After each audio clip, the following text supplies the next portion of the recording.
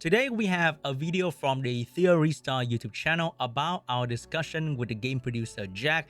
Me, Vulcan, and Jenazad, we asked him so many questions during that call, and the call lasted about 3 to 4 hours. And Jenazad had to leave halfway through, but we kept on asking him so many questions. But the final video was only 45 minutes. So in this video, I want to talk about all the things that we talk about that did not make it to the final video. So I think the first one is going to be the reset event that everybody really care about. Is there going to be a new reset event coming soon in the game? And in short, I would say not really. Don't really put any hopes in that event because according to the game producer, the game doesn't really want you to keep resetting every time there's a new strategy or there's a new hot meta whatsoever, and then everybody reset their current roster just to build the newest thing. They want you guys to discover all the fun things in the game by building just everything pretty much. So the more you build, the more you realize that there are certain things that are really good in the game. For example, we didn't really notice Kachi the God or Vice until today. So there are many units like Kazami or Ashu that I use a whole lot, and I show them on stream and all good stuff. So there are many strong characters in the game. So they don't want you guys to keep resetting every time you 6-star a new character to build the new hardest meta or the new hardest thing whatsoever. So in short, don't expect there's going to be a new reset event coming anytime soon, especially with new banner drop, for example. However, there might be reset event if in the future in the RTA balance patch, for example, and they have to nerf, mini nerf. They don't want to do it though. They don't want to nerf your character because in this kind of game, nerf is very sensitive, right? You spend money, you spend time. People are so much more invested in gacha game compared to normal game that nerf is a very scary thing to do for any dev team. But if they decide to nerf any character that is so overpowered in RTA, for example, then they will hold a reconfiguration event for you guys to reset that character, for example. But once again, don't expect that thing coming back anytime soon. If you invested in the wrong character, I don't know which one you did, like anyone in the comment section can tell me that what are you guys looking forward to the most if you can reset a character. Which one in here? All right, hold on. I got my note right here. Next up is going to be the end game difficulty. I think we had like an hour chat over the end game difficulty of this game, and that did not make it to the final video like at all. So whatever the difficulty right now in the game is not a mistake. It is intended to be very challenging. I think the dev team are like real gamers. They want the hardest challenge possible. They want to feel like the moment you beat Sharon Inferno or you beat Rango Inferno, you feel like you achieve a freaking climb to a mountain kind of vibe, right? You have finally defeated the final boss. They don't want these to be very easy. So the current difficulty is probably what they want it to be. They do know that the community is going crazy over the difficulty of this guy, for example, or other content in the game like the RNG in Inferno Terramaton or Inferno Doki Doki. They're supposed to be very challenging. So they don't really want to nerf these, and they want you guys to keep playing more to get stronger slowly over time. They want you to farm Hell 4. They want you to farm the lower level if you can, so you can get stronger enough to beat these content in the Inferno level. In a way, it kind of makes sense. The more you play, the more you realize that you can have a chance to beat these things, right? Because if I build more 6-star character that is designed specifically to beat that boss, for example, I build the fire healer instead of Linglo because Linglo get one shot in there. So if I build Chiaki to the same level that I build my Linglo, which is crazy tanky, max skill, and with very good shell, then I think I will have a very good opportunity to kill that boss. And then in the future, when they release new character, that one that can potentially beat this guy, then I will also can build that character to beat him. However, will we get to that point? I'm not too sure because I think the casual player base nowadays are not very patient with the game difficulty, because the moment it gets really challenging for over maybe a week or 2 or 3, for over a month, they cannot make progress in the next level of this boss, for example, then they're gonna dip, because there's really no reason for a player to be giga loyal to a gacha game when it's really challenging, when they can go to the next gacha game, which is a bit easier, more free-to-play friendly, cater to their needs, and they just play that instead. And let's say the game reduced down to a very small niche try-hard audience, it's still gonna do okay for a long time in my opinion. Like, it's not gonna make like crazy money, but it's still gonna do okay. However, we do love for the game to grow, to shine, to have a big player base, to be very popular. But I think with the current difficulty level, it's gonna be really challenging to keep the casual player base engaged because they feel like they're gonna get stuck, even though it is okay to farm Inferno Nikonana for like many weeks, and then you move on to Shadow Flame Hoyen, Inferno, many weeks, and then you go back here, and now you are strong enough to beat it. But can a casual player last that long? I'm not too sure. I think Vulcan was especially passionate about Doki Doki RNG because the boss is designed for you to go to wave number 2 and you don't know what kind of cooldown situation you're in and you get stunned in one shot. I think that is just crazy. We also talk about the enrage mechanic or the berserk mechanic, the mechanic that the boss will get stronger over time and absolutely destroy your slow team progression because you never know whether your slow clear team is going to survive well enough. Like, what if there's going to be that one turn where the cooldown doesn't really match up and you lack immunity, for example, you get absolutely one shot? That can be a very scary thing. And also, in every single boss, they're always designed to like kill you very quickly. So if you are not fast enough, like a speed check and then HP check and damage check and maybe unit check, if you don't check all the boxes, they are just gonna either outspeed you, one-shot you. If you're trying to tank, they also kill you because they get stronger over time. So most of the bosses are just very scary in many different ways that a casual player would just absolutely hate everything because it's just really hard, right?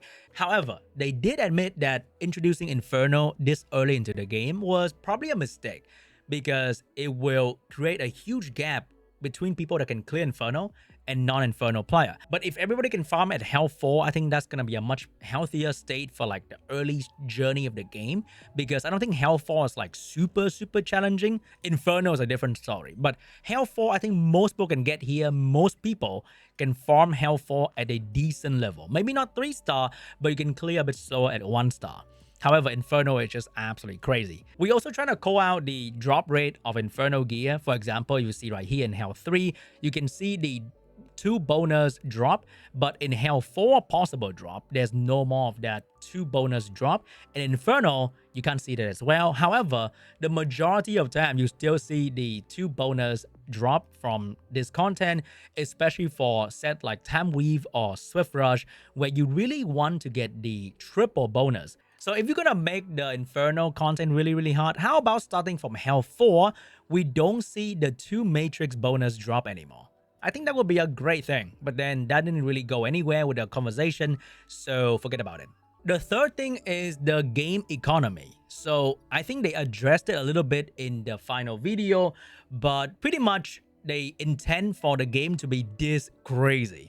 Like, you need to feel that you love your coin, you love your training data. When you earn a little bit droplet of those content, you're gonna treasure it because it's so valuable.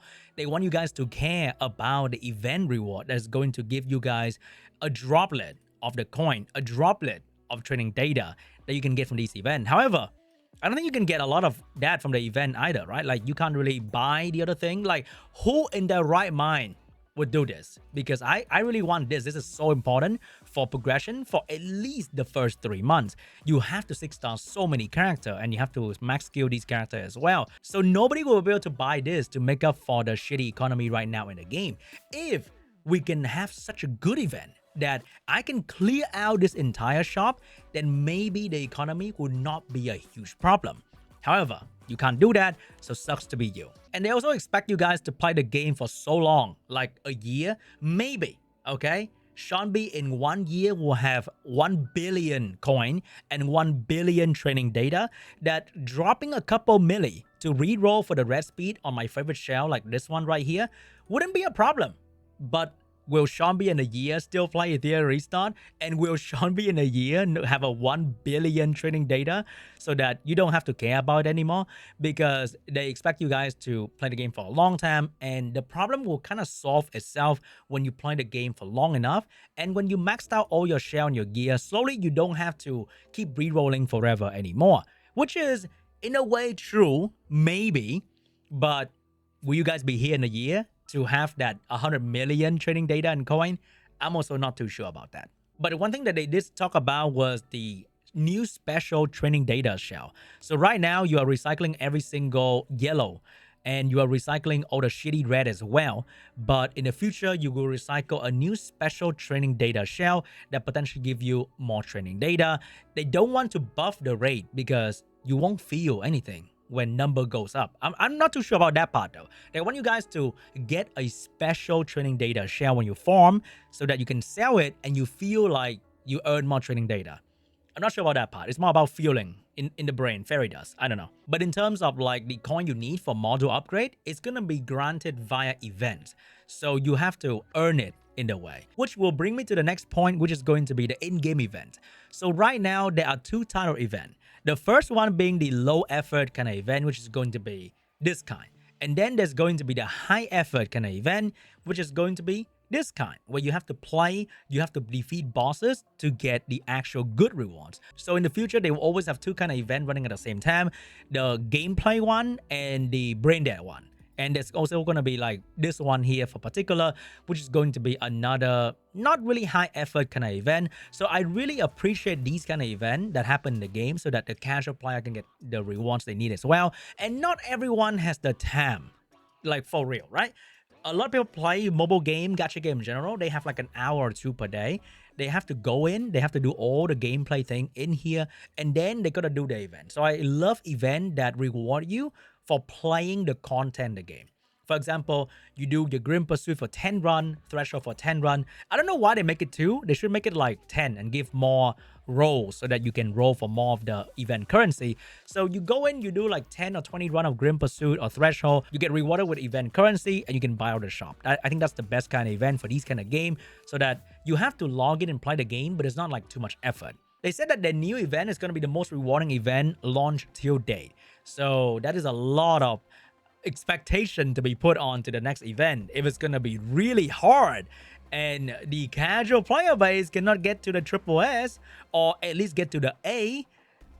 That's gonna be another problem, but we shall see. Okay, we don't have any crazy new info about the event yet, so we're gonna leave that for the future seanb to deal with. But what I really want to point out in the talk was the RNG of the brain dead event. So for this one in particular, I think you know what I'm talking about, right? So if I look at my history, it doesn't look very exciting. So most of the time I don't get shit.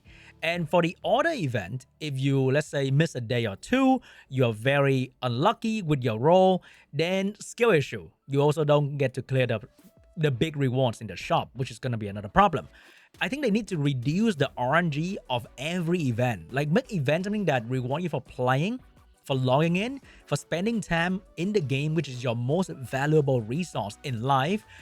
You get rewarded with a decent amount of non-RNG reward. Everyone get the same thing, okay? And let the gameplay event give you the RNG thing. Because from what I was told, in the new event, you can choose to get the stable reward, which is gonna be the same for everybody, but low. Or you can gamble your way and go into the hard mode and maybe lose resources to gain big reward.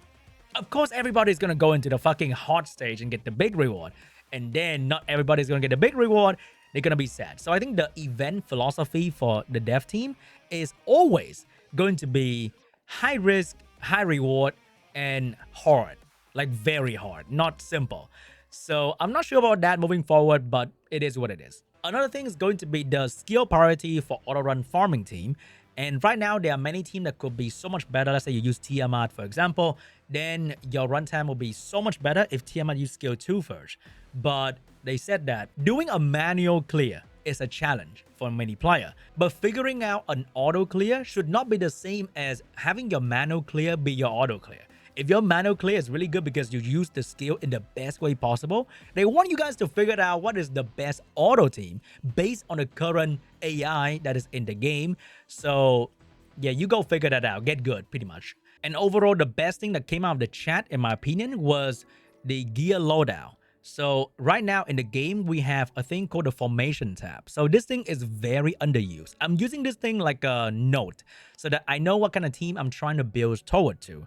So in the future, they're probably going to do something like you have a preset formation and all the gear info will be saved as well.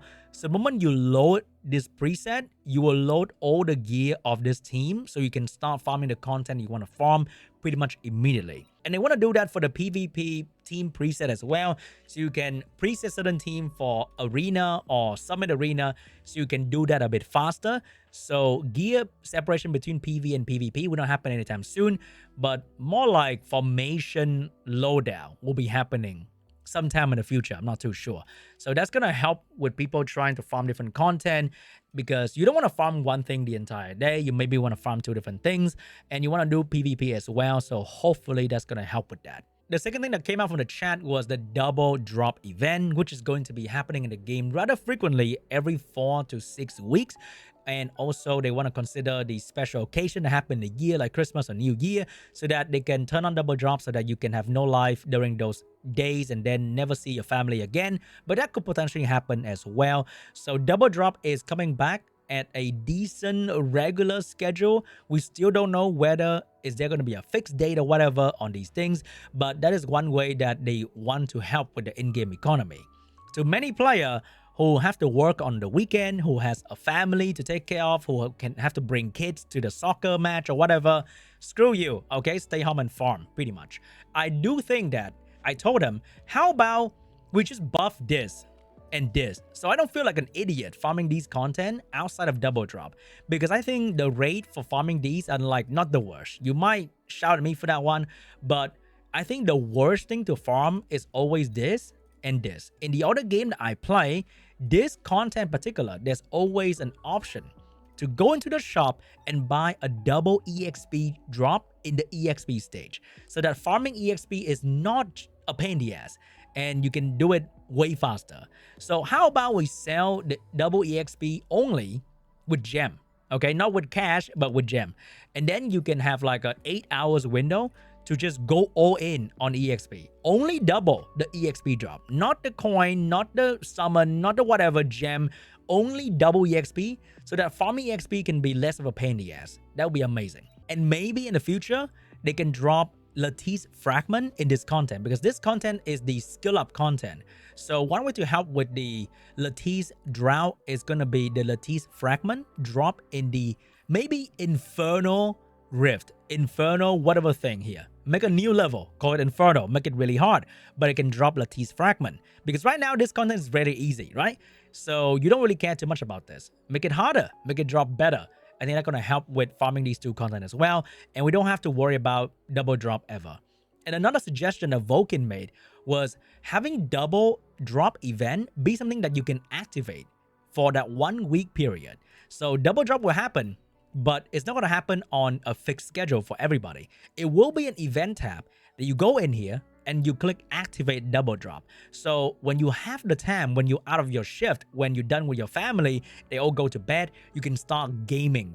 And I think that's going to help with a lot of people who will be very busy during the double drop time, and you can farm when you really can during that 1 week period where you can activate the event for like a day or two. Another cool thing that came out of the chat was they promised that they're working on SR character, so that they're going to release together with like the new SSR, for example, and maybe it's going to happen in the new SSR banner, so that you will have a chance to summon the new SR character as well. Because I think the one saving grace for many teams that I've built to farm in this game is to build a whole lot of SR character. You can see that I have how many? 7 6-star SR character, and they are all very good across multiple different kind of content. And I want a 6-star more SR character. I want a 6-star Sania, Kazami, Kraken, Merveil, Viper, maybe not Dyna, but I want a 6-star Chiaki. I want a 6-star Chiaki the Echo. I want a 6-star more SR character because they're so good in this game and it can really help you out in all these farming team. So new SR is coming, but how soon? We don't know. And lastly is going to be the communication between the game and the player base. I hope that's going to improve in the future. They said it's going to improve in the future, and we can only know and trust that word. But that's pretty much it for me. I'm not sure if I missed out anything. If you think that there was something that I should have said in the chat and you wonder what the answer is, you can leave it in the comments down below. I'll try to reply to your comment if I know anything, and I'll see you guys in the next one. Bye-bye.